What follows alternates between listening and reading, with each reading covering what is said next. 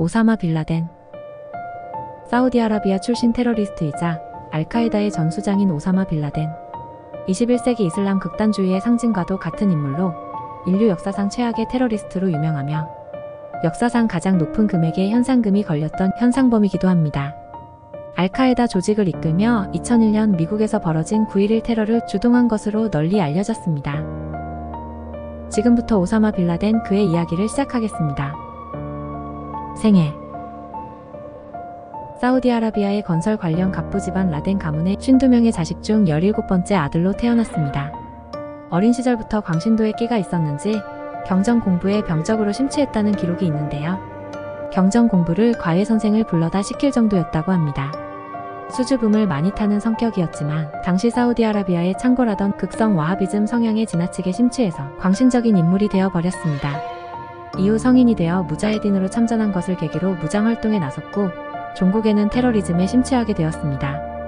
갑부 가문 출신이라 돈도 많았기 때문에 소련군이 아프간에서 철수한 1990년대에 본격적으로 서방에 대한 테러 지원을 시작하여 이슬람의 상징과도 같은 메카를 비롯한 이슬람교 성지의 이교도인 미군이 주둔 중이라는 이유로 알카에다를 이용해 미국에 테러를 감행했습니다. 당시 대테러리즘에 관심 있던 사람들에게 중동의 깡패라는 악명을 얻으며 서서히 그 이름을 알렸습니다. 이때를 기점으로 지속적인 테러 지원 활동 때문에 집안에서 완전히 망나니로 낙인 찍히고 의절당했습니다. 테러 발생 직후 그의 가족들이 인터뷰를 가진 적이 있었는데 대놓고 우린 그런 놈 모릅니다 라고 존재 자체를 부정했을 정도. 그리고 그의 가문은 오사마 빌라덴 하나 때문에 라딘으로 성을 갈아버렸습니다. 9.11 테러. 빌라덴은 2001년 9월 11일 많은 사람이 타고 있는 대형 여객기를 4대나 납치하여 인류 역사상 최악의 테러이자 가장 많은 사상자를 낸 9.11 테러를 일으켰습니다. 세계무역센터 완전 붕괴와 미 국방부 펜타곤 일부 붕괴 등 미국 본토 핵심부 공격에 대성공하였습니다. 3,000명의 미국인을 학살하고 25,000명을 부상 입히고 미국의 본토 안전 신화를 산산조각 냈습니다. 알자지라 방송국에 자신이 테러를 저질렀다는 인증 영상을 담은 비디오 테이프를 보내서 미국의 주의를 끌었으며 이에 미국과 조지 부시 대통령은 즉각 테러와의 전쟁을 선포했습니다. 미국은 아프가니스탄에 빌라덴의 송환을 요구했으나 국제사회의 요구를 철근처럼 씹어먹던 아프가니스탄 탈레반 정부는 오사마 빌라덴의 인도를 거절했습니다. 알카에다와 탈레반은 오랜 유착과 협력관계를 이루고 있었으며 이슬람 극단주의라는 확실한 공감대가 있었으니 미국 공격에 성공하여 사실상 영웅이나 다름없는 그를 넘겨줄 리가 만무했습니다. 9.11 테러 범행 이후 이스라엘 공군은 레바논 침공 중 베이루트에 대한 무자비한 폭격을 자행했고 이때 고층 빌딩들이 무너지고 무고한 희생자들의 모습을 텔레비전으로 보고 이를 갈면서 이스라엘의 후원자인 미국의 건물을 공격해 그대로 되갚아줄 것을 결심했다고 합니다. 오사마 빌라덴이 주장한 우리 형제들이 불안 속에 사는 동안 너희 미국인들이 평화를 누리는 것은 불공평하다. 미국이 이스라엘을 후원하고 지지하는 한 계속해서 미국에 대해 공격을 할 것이라는 발언에 이슬람 근본주의자들이 열광하면서 알카에다는 전 세계에 걸친 테러 조직망을 운영 통제할 수 있게 되었습니다. 테러의 최후. 9.11 테러로 나라 전체가 발칵 뒤집힌 미국은 테러와의 전쟁을 선포하고 테러의 주범인 오사마 빌라덴을 잡기 위해 아프가니스탄과 전면전까지 벌였지만 정작 빌라덴을 잡지는 못했습니다. 게다가 탈레반 세력의 패배로 끝날 것처럼 보였던 전쟁은 빌라덴이 도주에 성공하면서 길어졌습니다. 탈레반은 이라크 전쟁으로 미군의 감시가 소홀해진 틈에 다시 세력을 키워나갔고 빌라덴은 간간히 자신의 성명을 담은 비디오를 내보내며 건재함을 알리면서 미국의 심기를 건드렸습니다. 미국은 빌라덴을 잡기 위해 정말 전략 시뮬레이션 게임에서나 볼 법한 각종 첨단 장비를 총동원했고 이것도 모자라 빌라덴의 목에 최대 5천만 달러, 하나 약 590억 원의 현상금까지 걸었습니다. 하지만 이런 노력에도 불구하고 미국은 끝내 빌라덴을 잡는 데 실패했습니다. 사실 미국은 아프가니스탄 전쟁 초반에 빌라덴을 거의 잡을 뻔했었는데요. CIA의 아프가니스탄 파견되었던 조 브레이커 팀이 오사마 빈 라덴의 흔적을 확보하고 그가 있는 건물을 확실히 파악하는 데까지 성공했었습니다. CIA는 레인저 1개 중대 정도만 와도 확실하게 제압이 가능하다면서 빨리 병력을 보내달라고 요청했으나 CIA 내부의 삽질로 인해 이 정보가 미국 국방부에 제대로 전달되지 못하는 바람에 빌라덴 일당은 악천후를 틈타 도주할 수 있었습니다. 당연히 CIA 국장은 그대로 경질당했고 그 뒤에도 무인 공격기 프레데터에 무장을 추가해서 시험 운용하다가 오사마 빌라덴을 포착한 적도 있었습니다. 그런데 미국은 이때도 황당한 이유로 빈라덴을 놓쳤는데 이 당시만 해도 무인 공격기에 대한 관심이 부족했던 탓에 아무도 눈여겨보지 않았고 그래서 무인기의 공격 명령을 내릴 사람이 없었던 것이었습니다. 이때 발사 명령이 내려졌었다면 빈라덴은 헬파이어 미사일 한 방에 시신조차 남지 않았을 텐데요. 나중에 이 사실을 알게 된 도널드 럼즈펠드 국방장관은 그야말로 길길이 날뛰었고 이 사건으로 인해 미군은 무인 공격기를 대대적으로 운용하기 시작하였습니다. 이후에도 미국은 오사마 빈라덴을 사살할 기회를 여러 번 날렸고 아프가니스탄에서 사라진 빈라덴의 행방은 전혀 알려지지 않은 채 10년의 세월이 흘러갔습니다.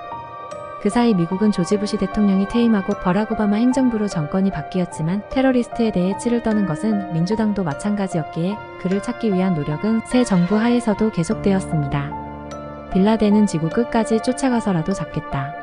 는 1년마의 오랜 첩보 활동 끝에 CIA에서는 마침내 빈라덴이 파키스탄에 은신하고 있다는 정보를 입수했습니다. 빈라덴의 위치를 정확히 알아내기 위해 미국은 파키스탄에서 소아마비 백신 무료 접종 캠페인을 진행했으며 소아마비 백신은 진짜 무료로 접종해 주었지만 여기서 백신을 통해 몰래 채취한 혈액의 DNA로 개인정보를 추적해 마침내 빈라덴 자녀들의 DNA를 확보했고 이를 기반으로 빈라덴의 위치를 파악하는 데 성공했습니다.